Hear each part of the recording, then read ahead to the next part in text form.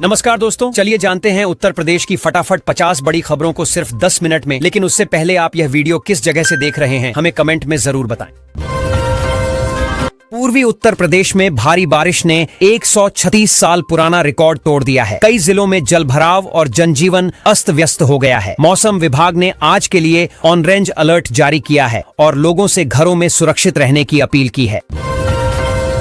त्रिस्तरीय पंचायत चुनाव की मतदाता सूची पुनरीक्षण कार्य में लापरवाही बरतने पर बीएसए ने सख्त कार्रवाई की है। 24 शिक्षकों का वेतन काटने का आदेश जारी किया गया है। बीएसए ने चेतावनी दी कि आगे ऐसी लापरवाही पाए जाने पर निलंबन की कार्यवाही की जाएगी।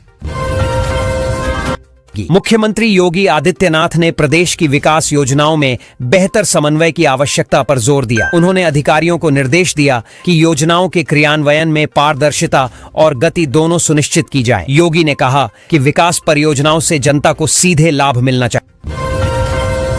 यूपी में मानसून फिर सक्रिय हो गया है। मौसम विभाग ने नोएडा, गाजियाबाद, लखनऊ, कानपुर और आसपास के जिलों में बारिश और ओलावृष्टि का अलर्ट जारी किया है। अगले 24 घंटों में तेज हवाओं के साथ बारिश की संभावना जताई गई है। लोगों को सतर्क रहने की सलाह दी गई है। वाराणसी में हनुमान चालीसा को लेकर विवाद बढ़ गया है। स्थानीय प्रशासन ने मामले को देखते हुए सुरक्षा बढ़ा दी है। पुलिस ने आसपास के इलाकों में पेट्रोलिंग तेज कर दी है और संवेदनशील स्थानों पर अतिरिक्त जवान तैनात किए हैं। लोगों से शांति बनाए रखने की अपील की गई है। यूपी सरकार ने फ्री राशन पाने वाले लाभार्थियों की जांच तेज कर दी है। प्रारंभिक अनुमान के अनुसार 16 लाख फर्जी राशन कार्ड रद्द किए जा सकते हैं। मुख्यमंत्री योगी आदित्यनाथ ने कहा है कि इस कार्रवाई से वास्तविक जरूरतमंदों को ही लाभ मिलेगा और राशन वितरण में पारदर्शिता सुनिश्चित होगी। पराली जलाने की घटनाओं को रोकने के लिए प्रशासन सख्त हो गया है। जिलाधिकारी ने विशेष उड़न दस्ते बनाकर खेतों में निगरानी बढ़ा दी है। उल्लंघन करने वालों के खिलाफ तत्काल कानूनी कार्रवाई की जाएगी। किसानों को पराली न जलाने और पर्यावरण संरक्षण के प्रति जागरूक रहने की सलाह दी गई है। अखिलेश यादव के निर्देश पर सपा के टिकट दावेदारों का रिपोर्ट कार्ड तैयार किया जाएगा। इस रिपोर्ट कार्ड में दावेदारों की सामाजिक प्रतिबद्धता, जनसेवा और पार्टी के प्रति योगदान का मूल्यांकन किया जाएगा। पार्टी का उद्देश्य योग्य और मेहनती उम्मीदवारों को चुनाव मैदान में उतारना है। भाजपा नेता के ढाबा में बिजली चोरी की जांच पर गई टीम की पिटाई कर दी गई। वहां 1 किलोवाट के कनेक्शन पर 3 एयर कंडीशनर चलाए जा रहे थे और कटिया डालकर बिजली चोरी की जा रही थी। पुलिस ने मामले की जांच शुरू कर दी है और दोषियों के खिलाफ कार्रवाई होगी।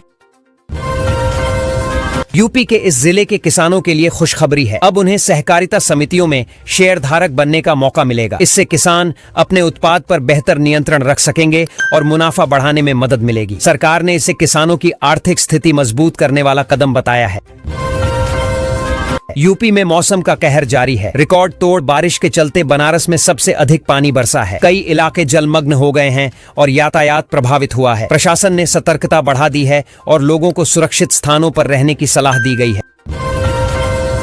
यूपी जल्द ही टेक्सटाइल हब बन जाएगा। सरकार ने 2 जिलों में बड़ी टेक्सटाइल फैक्ट्रियों की स्थापना की योजना बनाई है। इन फैक्ट्रियों से लगभग 1 लाख लोगों को प्रत्यक्ष और अप्रत्यक्ष रोजगार मिलेगा। परियोजना से राज्य की अर्थव्यवस्था और कपड़ा उद्योग को भी मजबूती मिलेगी।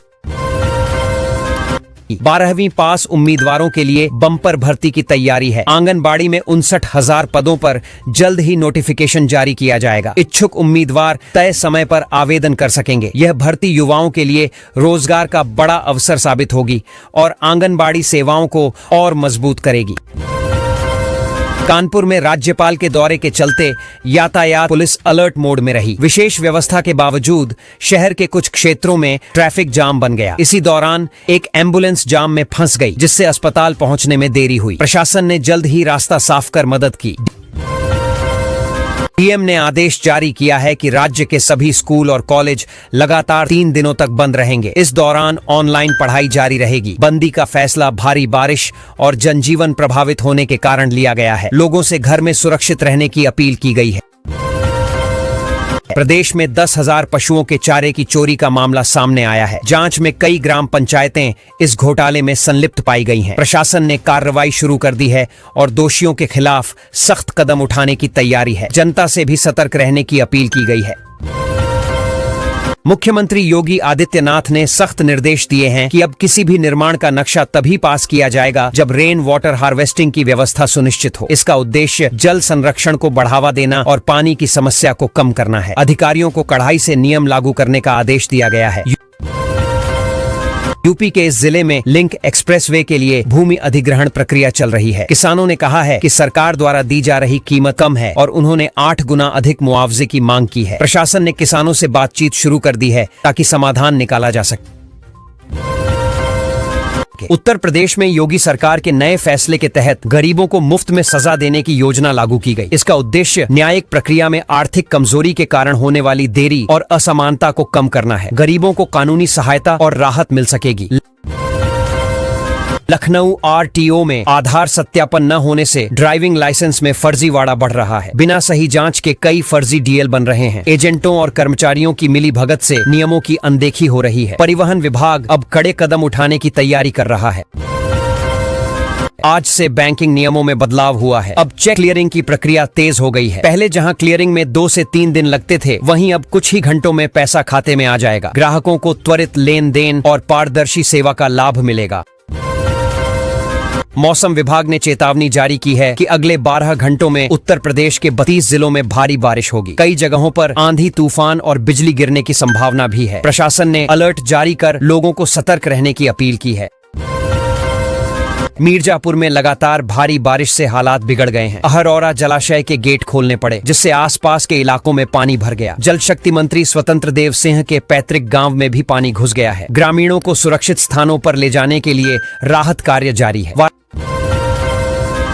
वाराणसी में शनिवार को हुई भारी वर्षा ने 125 साल पुराना रिकॉर्ड तोड़ दिया। लगातार बारिश से कई इलाकों में जलभराव, गंगा का जलस्तर बढ़ा। मौसम विभाग ने अगले 24 घंटे के लिए ऑरेंज अलर्ट जारी किया है। प्रशासन ने लोगों से सतर्क रहने और अनावश्यक बाहर न निकलने की अपील की। संभल मस्जिद मामले में उत्तर प्रदेश हाई कोर्ट ने बड़ा फैसला सुनाया। बुलडोजर कार्रवाई के खिलाफ दायर याचिका खारिज कर दी गई। न्यायालय ने प्रशासन के कदमों को वैध माना और कहा कि याचिका में कोई कानूनन आधार नहीं है। मस्जिद विवाद में प्रशासन की कार्रवाई जारी रहेगी। सरकार ने गेहूं की न्यूनतम समर्थन मूल्य बढ़ाई है, जिससे किसानों को 39 करोड़ रुपए का फायदा होगा। इसके अलावा सरसों की खेती में भी अच्छा मुनाफा मिलने की संभावना है। एमएसपी बढ़ोतरी से किसानों की आमदनी में सुधार और कृषि क्षेत्र में आर्थिक स्थिरता आएगी। बरेली में फिर इंटरनेट सेवा बंद कर दी गई है। जुमा की नमाज से पहले सुरक्षा के लिए लगभग 8000 पुलिसकर्मी तैनात किए गए हैं। शहर में सीसीटीवी और अन्य कैमरों से निगरानी की जा रही है। प्रशासन का लक्ष्य शांति बनाए रखना और भीड़ नियंत्रण सुनिश्चित करना है। उत्तर प्रदेश के एक जिले में औद्योगिक गलियारे का लेआउट प्लान तैयार किया जा रहा है। सर्वे और प्लानिंग का काम शुरू हो चुका है। इस प्रोजेक्ट से उद्योगों को बढ़ावा मिलेगा, युवाओं को रोजगार मिलेगा और क्षेत्र का आर्थिक विकास तेज होगा। निवेशकों की रुचि भी बढ़ रही है। लाल बत्ती लगी निजी कार में घूम रहे सरकारी अधिकारी के बेटे का पुलिस ने चालान कर दिया। जांच में न ड्राइविंग लाइसेंस मिला और न ही प्रदूषण प्रमाण पत्र। नियमों की अवहेलना पर कड़ी कार्रवाई हुई। मामला चर्चा का विषय बना और पुलिस की सख्ती की सराहना हुई। योगी सरकार ने 12वीं तक के छात्रों के लिए विशेष योजना शुरू की है। इसके तहत मेधावी विद्यार्थियों को 10,000 रुपए का प्रोत्साहन दिया जा रहा है। सरकार का उद्देश्य शिक्षा को बढ़ावा देना और छात्रों को आगे की पढ़ाई के लिए प्रेरित करना है। हजारों छात्र लाभान्वित होंगे। सपा प्रमुख अखिलेश यादव ने यूपी सरकार पर दलितों के दमन को लेकर कड़ा हमला बोला। उन्होंने कहा कि प्रदेश में दलित उत्पीड़न चरम पर है और योगी सरकार चुप्पी साधे बैठी है। अखिलेश ने पीड़ित परिवारों को न्याय दिलाने और दोषियों पर सख्त कार्रवाई की मांग की। योगी सरकार 3 से 11 अक्टूबर तक अंतर्राष्ट्रीय बालिका सप्ताह मनाने जा रही है। इस दौरान छात्राओं के लिए विभिन्न जागरूकता कार्यक्रम होंगे। विशेष पहल के तहत बालिकाओं को ड्राइविंग प्रशिक्षण भी दिया जाएगा ताकि वे आत्मनिर्भर बने। सरकार का उद्देश्य बेटियों को सशक्त और आत्मविश्वासी बनाना है। यूपी में आंगनबाड़ी कार्यकर्त्रियों की भर्ती में बड़ा फर्जीवाड़ा सामने आया है। जांच में 7 महिलाओं का गलत चयन पाया गया। इसमें डीपीओ और सीडीपीओ की मिली भगत सामने आई है। मामले की गंभीरता को देखते हुए जिम्मेदार अधिकारियों पर कार्रवाई की तैयारी है। सरकार ने सख्त रुख अपनाया है। विजयदशमी पर मुख्यमंत्री योगी आदित्यनाथ ने गोरखनाथ मंदिर में सनातन परंपरा का निर्वाह किया। उन्होंने गोपूजन कर आशीर्वाद लिया और गौसेवा का संदेश दिया। साथ ही तालाब में मछलियों को लाई खिलाई। इस अवसर पर उन्होंने धर्म और संस्कृति के संरक्षण का आह्वान किया और लोगों को शुभकामनाएं दी।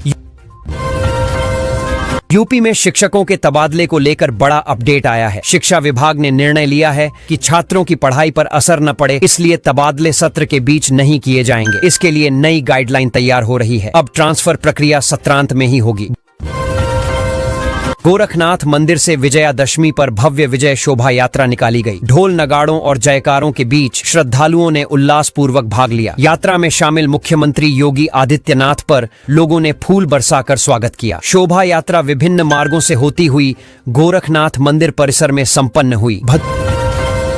भदोही में आसमान में संदिग्ध ड्रोन दिखने से लोगों में दहशत फैल गई। स्थानीय निवासियों ने इसकी सूचना पुलिस को दी। पुलिस ने मामले की जांच शुरू कर दी है और लोगों से अफवाहों पर ध्यान न देने व शांति बनाए रखने की अपील की है। सुरक्षा व्यवस्था बढ़ा दी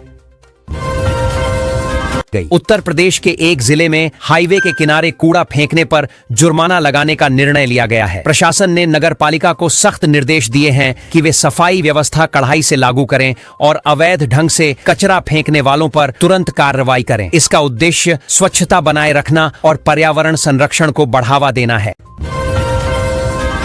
बरेली प्रशासन ने उपद्रव फैलाने वालों के ठिकानों पर बुलडोजर चलाने की तैयारियां कर दी हैं। बीडीए संबंधित स्थानों की पहचान, निकासी और अवैधानिक निर्माण हटाने में मदद करेगा। अधिकारियों ने कानून के दायरे में सख्त कार्रवाई का संकेत दिया और जनता से शांति बनाए रखने का आग्रह किया।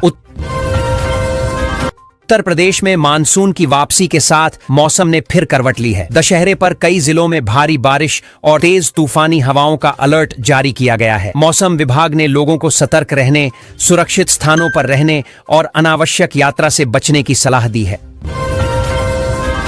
18 अक्टूबर को प्रदेश भर के राज्य कर्मचारी सड़क पर उतरकर प्रदर्शन करेंगे। उनकी नाराजगी वेतन विसंगतियों, पदोन्नति में देरी और नई भर्तियों की धीमी प्रक्रिया को लेकर है। कर्मचारी संगठनों ने सीएम से लंबित मांगों के समाधान की अपील की है और चेतावनी दी है कि आंदोलन तेज हो सकता है।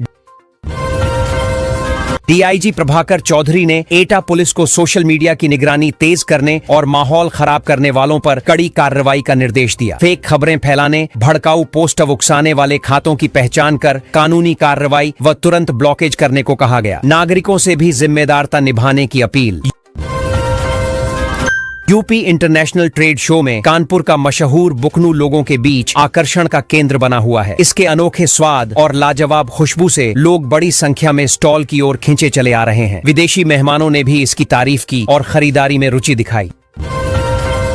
भारतीय क्रिकेट टीम की पाकिस्तान पर जीत के बाद पूरे देश में जश्न का माहौल है। मुख्यमंत्री योगी आदित्यनाथ समेत कई नेताओं ने टीम इंडिया को शानदार प्रदर्शन के लिए बधाई दी। नेताओं ने खिलाड़ियों के जज्बे और टीम स्पिरिट की सराहना करते हुए इसे देश के लिए गौरवपूर्ण क्षण बताया। यूपी बोर्ड ने बड़ा फैसला लेते हुए स्कूलों में शिक्षकों और छात्रों की उपस्थिति अब ऑनलाइन दर्ज करने की व्यवस्था लागू की है। इस कदम से पारदर्शिता बढ़ेगी और फर्जी उपस्थिति पर रोक लगेगी। शिक्षा विभाग का कहना है कि इससे पढ़ाई की गुणवत्ता और अनुशासन में सुधार होगा। यूपी के एक जिले में जन्म और मृत्यु प्रमाण पत्र बनवाने की प्रक्रिया अब आसान हो गई है। प्रशासन ने ई ऑफिस प्रणाली की शुरुआत की है, जिससे आवेदन ऑनलाइन निपटाए जाएंगे। इससे लोगों को अनावश्यक चक्कर लगाने से राहत मिलेगी और प्रमाण पत्र समय पर उपलब्ध हो सकेंगे। उत्तर प्रदेश में 7 अक्टूबर 2025 को महर्षि वाल्मीकि जयंती के अवसर पर सार्वजनिक अवकाश घोषित किया गया है। इस दिन सभी सरकारी और निजी स्कूल, कॉलेज, बैंक तथा सरकारी दफ्तर बंद रहेंगे। मुख्यमंत्री योगी आदित्यनाथ ने इस अवसर पर रामायण के अखंड पाठ और विभिन्न सांस्कृतिक कार्यक्रमों के आयोजन की घोषणा की है। वाराणसी में हनुमान चालीसा को लेकर विवाद बढ़ गया है। स्थानीय प्रशासन ने मामले को देखते हुए सुरक्षा बढ़ा दी है। पुलिस ने आसपास के इलाकों में पेट्रोलिंग तेज कर दी है और संवेदनशील स्थानों पर अतिरिक्त जवान तैनात किए हैं। लोगों से शांति बनाए रखने की अपील की गई है।